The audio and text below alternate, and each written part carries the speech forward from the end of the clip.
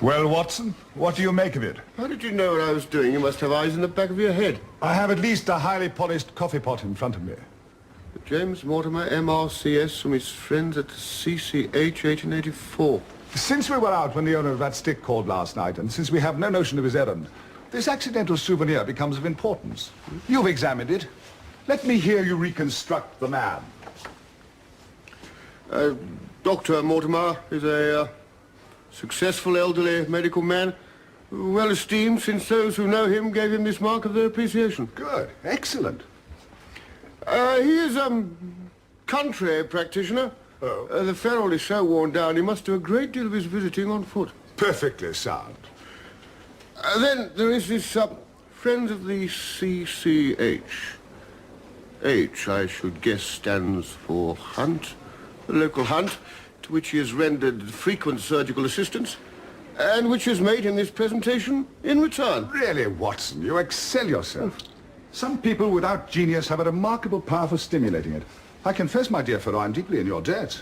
Has anything escaped me? I trust I've overlooked nothing of consequence. I'm afraid, my dear Watson, that most of your conclusions were erroneous. Not that you're entirely wrong. The man is certainly a country practitioner, and he walks a good deal. Oh, then I was right. To that extent. But I suggest that a presentation to a doctor is more likely to come from a hospital than a hunt, and that when one notes the CC before the H, Charing Cross Hospital very naturally comes to mind. You may be right. What further inferences may we draw? You know my methods. Apply them.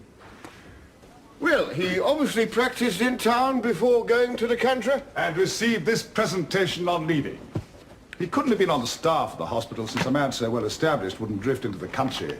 He could only have been a junior. And he left 5 years ago. The date's on the stick. So, in place of your grave middle-aged practitioner, my dear Watson, there emerges a young fellow under 30, unambitious, absent-minded, and the possessor of a favorite dog. Mortimer James, MRCS, Grimpen, Dartmoor, Devon, House Surgeon 8284, Charing Cross Hospital. And the dog? Has been in the habit of carrying the stick behind its master. The dog's jaw, as seen in the space between the tooth marks, is too broad, in my opinion, for a terrier, and not broad enough for a mastiff. It may be... Yes, it is. A curly-haired spaniel. Oh, my dear fellow. How can you possibly be so sure? For the simple reason that I see the dog itself upon our doorstep. And there is the ring of its owner.